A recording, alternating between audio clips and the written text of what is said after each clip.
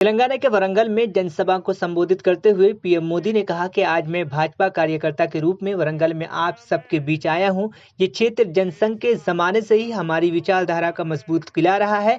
भाजपा का लक्ष्य यही है, तेलंगाना विकसित बने, तेलंगाना भारत को विकसित बनाए। बीते 9 वर्षों में पूरी दुनिया में देश का गौरव बढ़ा है, भारत को लेकर आकर्षण बढ़ा है। इसका फायदा तेलंगाना को भी हुआ है। यहाँ पहले के मुकाबले अब ज्यादा निवेश हो रहे हैं और इसका सीधा फायदा तेलंगाना के युवाओं को मिल रहा है और उन्हें नौकरी मिल रही है। तेलंगाना की मौजूदा सरकार पर हमला बोलते हुए पीएम मोदी ने कहा, तेलंगाना की सरकार ने केवल 4 काम किए हैं। पहला, सुबह शाम केंद्र सरकार को गाली देना।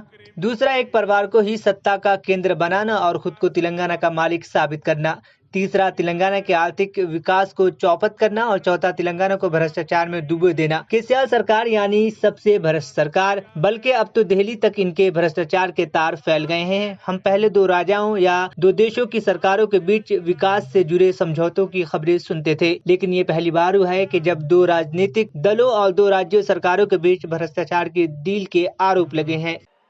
भाई और बहनों, बीते 9 वर्षों में पूरी दुनिया में देश का इतना गौरव बढ़ा है, भारत को लेकर आकर्षण बढ़ा है।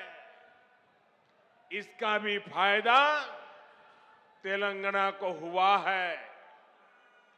यहां पहले के मुकाबले अब ज्यादा इन्वेस्टमेंट आ रहा है और इस ज्यादा इन्वेस्टमेंट का फायदा तेलंगाना के युवाओं को हो रहा है, उसे नौकरी मिल रही है। भाजपा सरकार ने दुनिया में भारत की जो साख बढ़ाई है, ये उसी का नतीजा है। लेकिन सवाल ये है कि यहां तेलंगाना में जो सरकार है, उसने क्या किया? साथियों, यहां की राज्य सरकार ने सिर्फ 4 काम किए हैं। यहां की सरकार ने सिर्फ 4 काम किए हैं। पहला, सुबह शाम मोदी को, केंद्र सरकार को रेगुलरली गाली देने का काम किया है। पूरी डिक्शनरी इसी काम में लगाई है। दूसरा काम क्या किया है? एक परिवार को ही सत्ता का केंद्र बनाने का और खुद को तेलंगाना का मालिक साबित करने का काम किया है। तीसरा काम क्या किया है? इन्होंने तेलंगाना के आर्थिक विकास को चौपट कर दिया। चौथा काम क्या किया? चौथा, इन लोगों ने तेलंगाना को भ्रष्टाचार में डुबो दिया।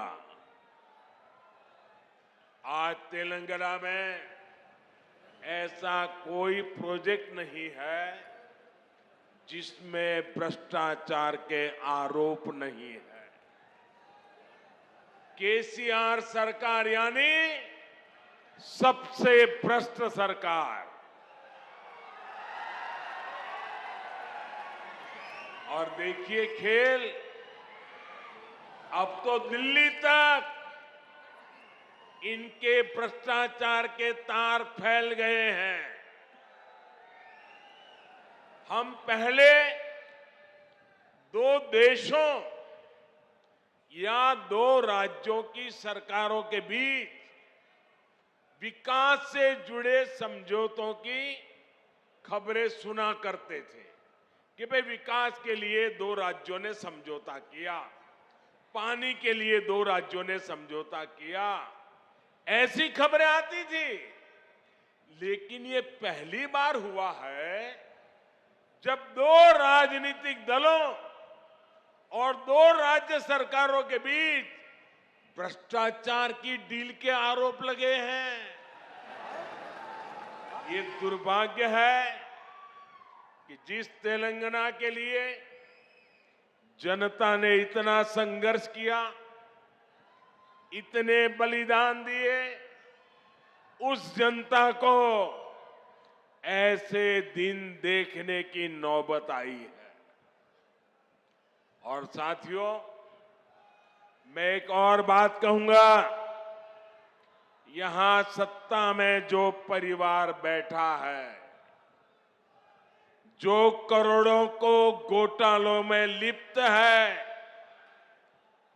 जिस पर जांच एजेंसियों का शिकंजा लगातार कस रहा है, जिसकी पोल तेलंगाना के लोगों के सामने खुल चुकी है, वो परिवार अब तेलंगाना की जनता को गुमराह करने के लिए, माइंड डाइवर्ट करने के लिए नए नए हथकंडे अपना रहे हैं। आपको इन हथकंडों से, इनकी चालबाजियों से सावधान रहना है। साथियों, मैं जब भी तेलंगाना आता हूं, आप सभी लोगों की एक और छटपटाहट समझ आती है। आप लोगों ने कभी नहीं सोचा था कि एक दिन इस तरह परिवारवादी राजनीति के शिकंजे में हमारा तेलंगाना फंस जाएगा। परिवारवादियों को सिर्फ अपने बच्चों, अपने बेटे बेटियों के भविष्य की चिंता होती है। उन्हें देश के, तेलंगाना के दूसरे बच्चों का भविष्य बर्बाद होने से कोई फर्क नहीं पड़ता। और देश के लोगों को, तेलंगाना के लोगों को एक और बात भी नोट करनी होगी। ये जितनी भी परिवारवादी पार्टियां हैं, उनकी नींव भ्रष्टाचार पर खड़ी होती है। परिवारवादी कांग्रेस का भ्रष्टाचार पूरे देश ने देखा है। परिवारवादी बीआरएस का भ्रष्टाचार पूरा तेलंगाना देख रहा है। कांग्रेस हो या बीआरएस, दोनों ही तेलंगाना के लोगों के लिए घातक है। इन दोनों से ही तेलंगाना के लोगों को बचकर रहना है।